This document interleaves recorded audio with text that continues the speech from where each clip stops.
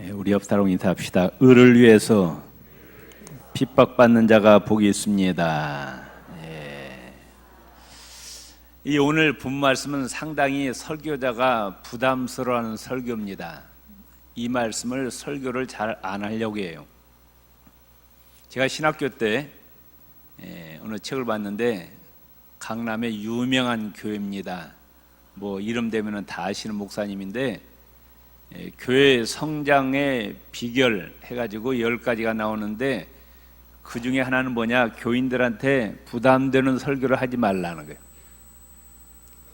교인들 귀에 듣기 좋은 설교를 하지 부담되는 설교를 하지 말라. 그게 교회 성장의 비결 중에 하나입니다. 그리고 옥하는 목사님 그 세미나에 갔더니 그 사랑의 교회에서 이 산상순을 한 번도 자기는 설교해 본 적이 없대요. 왜냐하면은 이게 예수 믿고 구원받은 자들의 굉장히 고도의 윤리를 말하기 때문에 교인들이 굉장히 부담스러워한다는 겁니다. 오늘 본문은 그 중에서도 특별히 굉장히 부담스러운 설교입니다. 그래서 저도 설교하면서 상당히 부담을 갖습니다. 오늘 현대인들은 굉장히 영악하고 이기적입니다. 절대로 손해보려고 하지 않아요. 희생하려고 하지 않습니다. 예수 믿고 평강과 건강과 물질과 형통과 승리의 복을 받으세요 그러면은 아멘 합니다. 그런데 예수님 때문에 손해보세요, 예수님 때문에 희생하세요, 이거 아멘 안 하잖아요 지금. 예수님 때문에 손해보고 예수님 때문에 희생하세요 그러면은 교인들이 부담스러워한다 그 말씀이에요. 그런데 이게 바로 우리 신앙생활, 기독교 신앙의 핵심입니다. 명심하시기를 바랍니다. 성경을 읽어보면 성경은 이 땅의 관점, 육신의 관점이 아니라 성경에 특별히 마태복음, 마가복음, 누가복음, 요한복음, 예수님의 그 말씀은 하나님 나라 관점에서 영적인 관점으로 쓰여졌습니다. 그렇기 때문에 우리가 성경을 읽을 때 하나님 나라의 관점으로, 영적인 관점으로 읽어야 이해가 되는 거예요. 마태복음에 보면은 동방 박사들이 이제 예수님 탄생하셨을 때 헤롯 왕에게 와가지고 유대인의 왕으로 태어나셨다 하니까 헤롯이 어떻게 합니까? 자기 왕자를 빼앗길까 봐서 2살 아래 사나이들을 다 죽였어요. 이스라엘의 왕은 그런 왕으로 오신 것이 아니거든요. 하나님 나라 왕으로 오셨는데 이 헤롯은 자기 어떤 이스라엘의 정치적인 왕으로 오해했다 그 말씀이에요. 요한복음 6장 보면 예수님께서 오병이어의 기적을 베푸십니다. 그래서 사람들은 예수님을 왕으로 세우려고 합니다. 왜? 빵 문제, 경제적인 문제를 해결해 주는 경제적인 왕으로 세우려고 하자 예수님이 그 자리를 피하십니다. 제자들이 3년 동안 예수님을 따라다닌 것은 예수님의 그 놀라운 권능으로 로마를 격파하고 이스라엘을 독립시켜서 예수님이 이스라엘의 왕이 되기를 손꼽아 기다립니다.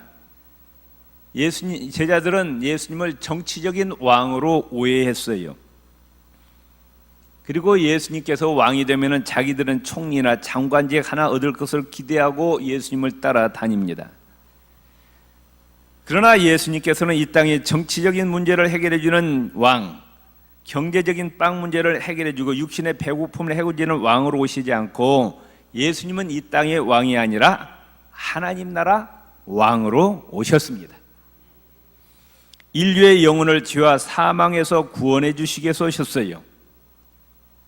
사람들의 관심은 뭐냐? 육안으로 보이는 이 땅입니다. 이 땅의 육신과 물질입니다. 어떻게 보면 현대인들이 예수를 믿는데 왜 예수를 믿느냐? 이 땅에서 출세하고 잘 먹고 잘 살기 위해서, 부귀영화를 누리기 위해서 예수를 믿는 것 같아요. 우리 교인들 빼놓고요. 사람들의 관심은 이 땅이에요. 육신이에요. 물질이에요.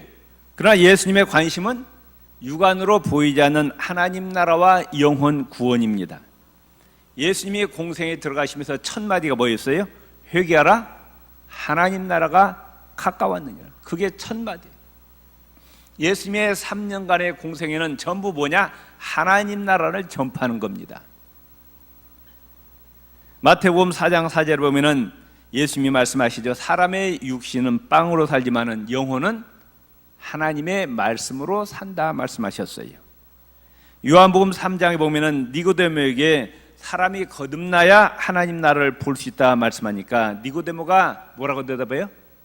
내가 어머니 뱃속에 들어갔다가 다시 나오란 말입니까? 예수님은 영적으로 말씀하시는데 니고데모는 육적으로 대답하는 거예요. 이게 안 맞아요. 요한복음 4장에 보면은 예수님께서 사마리아 수가성에서 여인에게 이렇게 말씀하십니다. 내가 주는 물을 먹는 자는 영원히 목마르지 아니하리라. 그러니까 그 수가성의 사마리아 여인이 뭐라고 대답합니까? 그 물을 빨리 나에게 달라. 그래가지고 내가 목마르지도 않고 또 여기에 물길로 오지도 않게 하소서 합니다. 예수님은 지금 영혼의 갈증이 있는 자에게 성령의 생수를 주시겠다는 건데 여인은 육신의 갈증을 해소할 물을 달라는 거예요. 예수님은 전부 하나님 나라와 관점으로 영적으로 말씀하시는데 사람들은 그걸 어떻게 오해하느냐? 육적으로 오해하는 거예요. 그러니까 코드가 안 맞습니다. 요한복음 6장에 보면 예수님께서 우리 인간들의 영혼을 살릴 영혼의 양식 생명의 떡으로 오셨습니다. 그런데 사람들은 언젠가 썩어 없어질 육신의 양식을 찾고 있어요. 그래서 요한복음 6장 27절에 예수님이 이와 같이 말씀하십니다. 썩을 양식을 위해서 일하지 말고 영생하도록 있는 양식을 위하여 하라 그랬어요. 또 마태복음 6장에 보면은 구제할 때 사람들이 알게 하라 모르게 하라. 모르게 하라 그래요.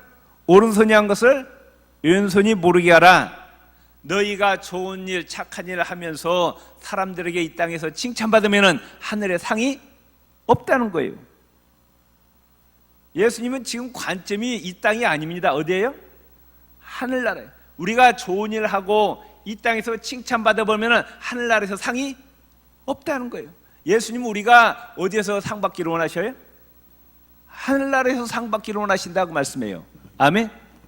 옆 사람입니다. 하늘나라에서 많은 상을 받읍시다. 아멘. 또 예수님이 그런 말씀하셔요. 사람을 대접할 때 어떤 사람을 대접하느냐? 너무너무 가난해갖고 내가 이제 어떤 사람 베풀었어요. 그런데 그 사람이 너무 가난해갖고 나한테 다시 대접할 수가 없어요. 그만큼 가난해요. 그런 사람을 대접하래요. 왜? 그 사람이 나한테 다시 대접하면은 하늘의 상이 없다는 거예요. 그 사람이 나한테 갚을 것이 없어야 하늘의 상이 있다는 거예요. 그러니까 여러분들이 돈을 빌려줄 때 어떤 자에게 빌려줘야 되느냐? 갚을 수 있는 사람에게 돈 빌려주면 안 되는 거예요. 예수님 말씀은 어떤 자에게 빌려주라? 너무너무 가난해갖고 갚을 수 없는 사람에게 돈을 빌려주라는 거예요. 아멘 하시라니까? 그러니까 내가 돈을 빌려줬는데 저 사람이 가난해갖고 저 사람이 갚지 못하면 기뻐하시기 바랍니다. 아멘 소리가 괜찮아. 왜? 그래야 하늘에 상이 있다 그 말씀이에요. 아멘. 그러니까 예수님의 모든 관점은 이 땅이 아니에요. 하늘나라예요. 사람들은 관점이 이 땅이에요. 육신입니다. 그러나 예수님은 하늘나라 영혼이라고 말씀해요. 마태복음 6장 19절 20절에 보면은 보물을 어디다 쌓아두라? 이 땅에 쌓아두지 말고 하늘에 쌓아두라고 말씀해요. 오늘 본문도 마찬가지입니다. 상당히 부담스러운 예수님 말씀이에요. 예수 믿고 출세하고 예수 믿고 부자 되고 예수 믿고 형통하고 승리하세요. 이러면 얼마나 좋겠어요. 그런데 오늘 말씀 다시 한번 읽읍시다. 의를 위하여 박해, 핍박을 받는 자가 복이 있대요. 핍박이라는 단어 좋아요, 싫어요?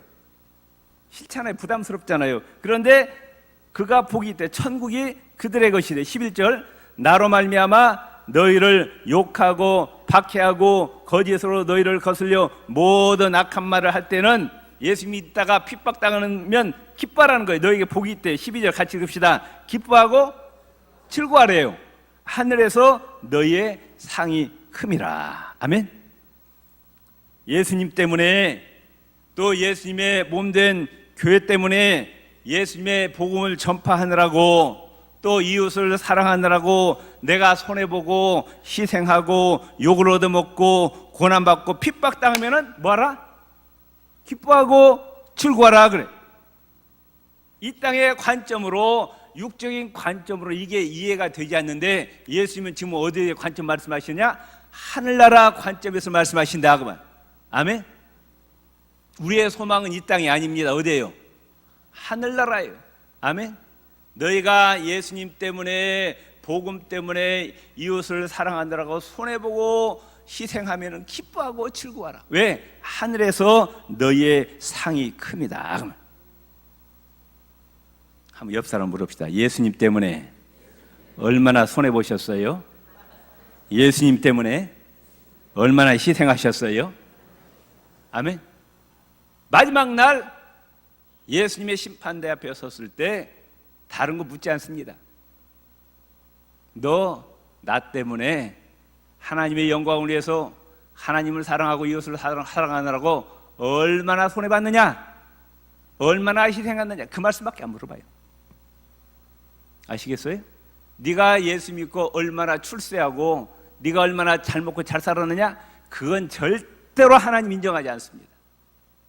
네가 나 때문에 얼마나 손해보고, 네가 얼마나 시간을 손해보고 물질을 손해보고 네 몸을 희생해서 하나님의 영광을 위해서 살았느냐, 그걸 물어보신다 그 말씀이에요. 성경에 나타난 하나님의 백성들의 역사는 박해와 순교의 역사입니다. 모세는 애굽에서의 부귀영화보다도 광야의 고난을 선택합니다. 다니엘은 하나님께 대한 신앙을 지키기 위해서 사자굴에 던져집니다. 사드락, 메삭, 아벳느고는 하나님께 대한 신앙을 지키기 위해서 기꺼이 풀 속에 들어갑니다. 요셉은 보디발의 집에서 쾌락을 누릴 수 있는 삶을 거부하고 옥중의 고난을 선택합니다. 예수 그리스도와 바울, 을을 위해서 핍박을 받는 삶의 표본을 보여주셨어요. 성경의 유인들은 전부 박해와 핍박의 역사라고 말씀해요. 왜 하나님께서는 그리스도인들에게 핍박을 허용하시느냐? 첫째, 거짓된 성도와 진정한 성도를 구별하기 위해서입니다. 알곡과 가라지를 구별하기 위해서입니다. 토마스 와튼이라는 사람은 이와 같이 얘기했습니다. 가짜 성도들은 예수님을 따라서 감람산까지는 갈 수 있다. 그러나 갈보리까지는 갈 수가 없다. 갈보리가 뭐예요? 십자가의 희생이에요. 가짜 성도, 가라지 성도들은 감람산까지 갈 수 있는데 갈보리 희생의 십자가까지는 갈 수가 없다. 그래서 우리는 알곡 신자가 되시기를 바랍니다. 순금과 불순물을 구별하기 위해서 용광로를 통과하는 것처럼 핍박과 환난과 고난은 알곡과 가라지를 구별하는 하나님의 방법입니다. 두 번째, 예수 그리스도의 거룩한 성품을 완성하기 위해서입니다. 로마서 5장 3절에 보면은 환난은 인내를 낳고 인내는 연단은 소망을 낳느니라 그랬어요. 용광로 속을 통과할 때에 불순물이 빠지고 순금만 남습니다. 고난과 핍박을 통해서 예수 그리스도를 닮은 거룩한 인격을 배웁니다. 고난을 통해서 자아와 교만과 자존심, 고집이 꺾어집니다. 고난의 용광로를 통과해야 이 모든 불순물이 빠지고 우리의 신앙이 순결한 신앙이 된다고 말씀해요. 서양 속담에 이런 말이 있습니다. 흐르는 시냇물에서 돌들을 치워버리면 시내는 노래를 잃어버린다 그랬어요. 돌들이 있기 때문에 시냇물은 흘러가면서 노래를 창조합니다. 고난이 있기 때문에 그리스도인들은 이 고난의 아픔의 예수를 통해서 창조적인 인격을 완성해 갑니다. 그래서 시편 119편 67절 31절에 보면은 시편 기자는 이와 같이 고백합니다. 고난 당하기 전에는 내가 그릇 행하였더니 이제는 주의 말씀을 지키나이다. 고난 당한 것이 나에게 유익이라. 이로 인하여 내가 주의 윤례를 배우게 되었나이다.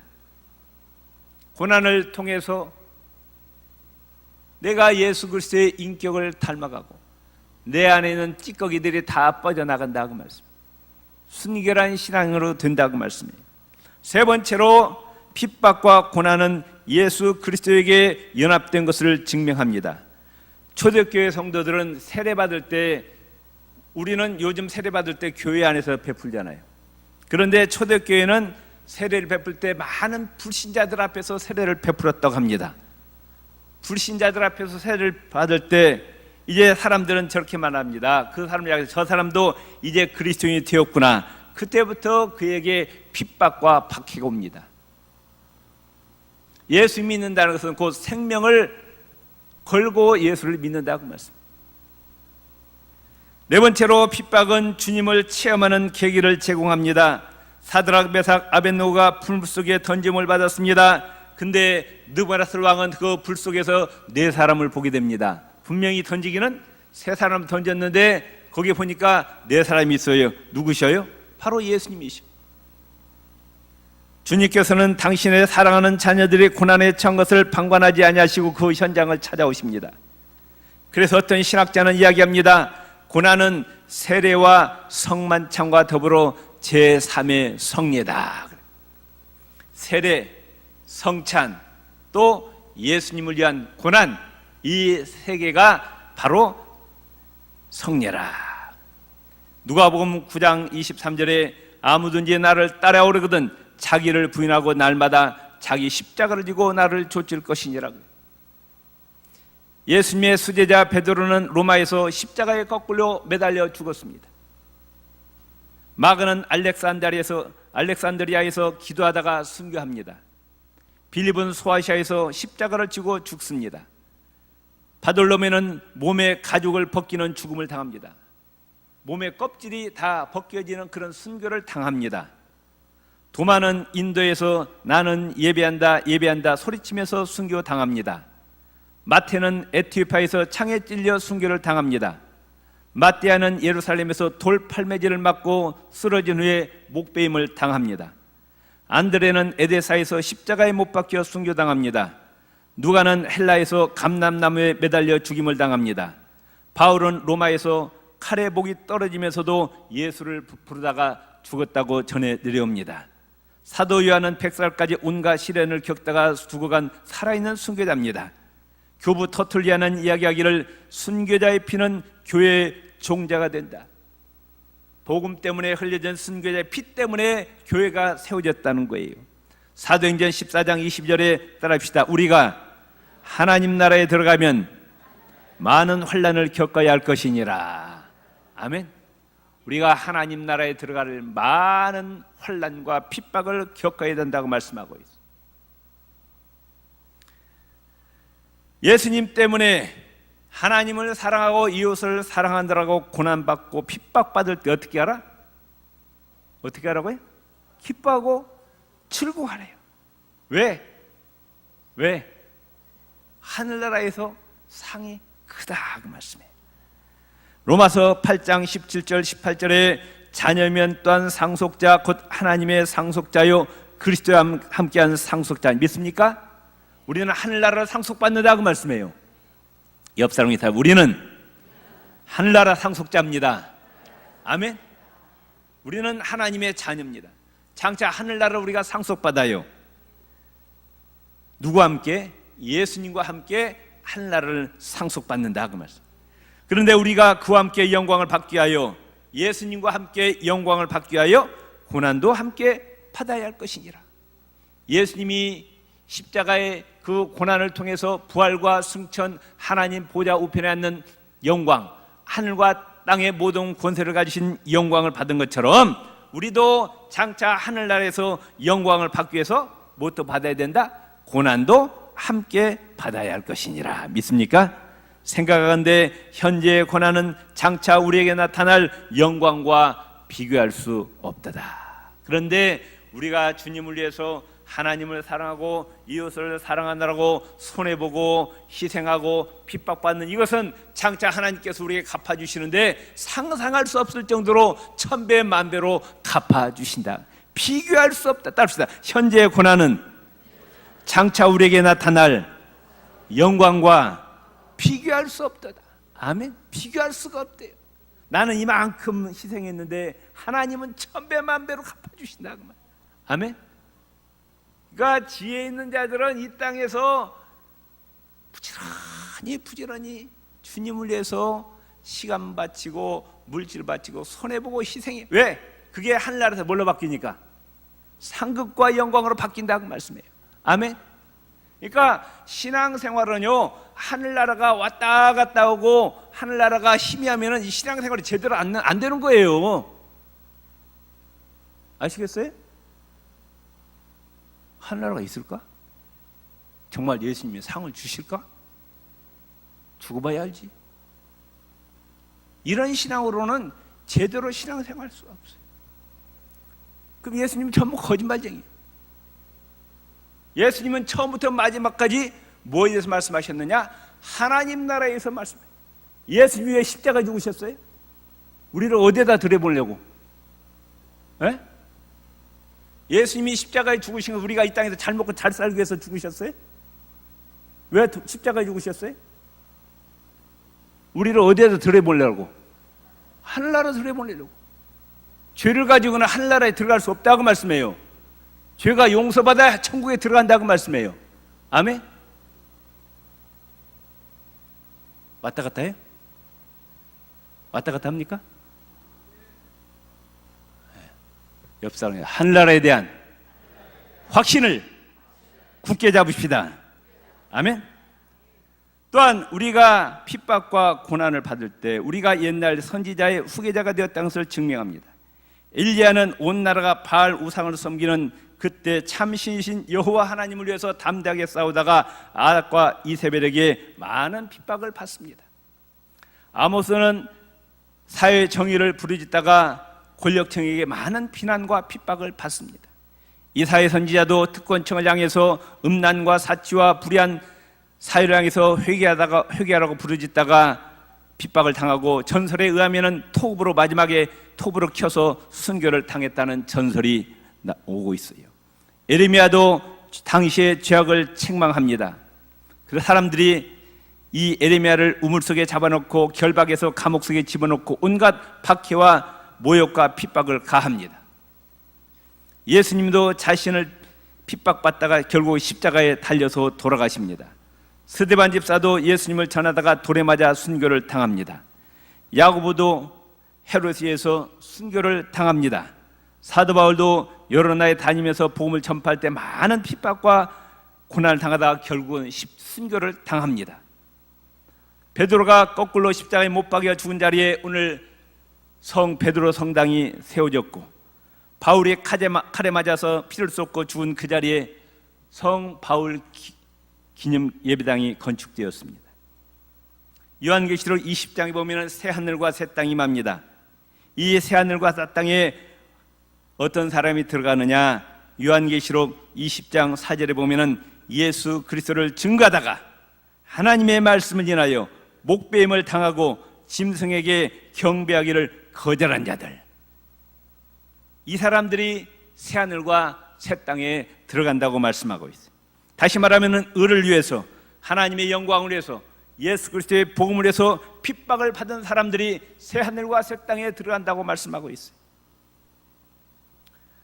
역사가 필립 샤프는 서머나 교회 감독이었던 폴리캅의 최후 장면을 이렇게 묘사합니다. 처형자들은 이 폴리캅 감독을 채찍으로 몹시 때렸고 마침내는 불태웠다. 신체의 극히 내부에 있는 내장까지 훤하게 드러났다. 이 바깥에 있는 피부가 떨어져 나가니까 안에 있는 내장이 다 보였다는 거예요. 그리고 그 시체를 불태웁니다.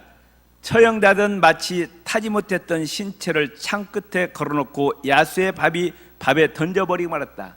불타다 남은 것은 그것을 창에다 걸어갖고 사자밥이 되겠다는 겁니다. 폴리캅을 화형에 처하기 직전에 이 사람들이 이렇게 묻습니다.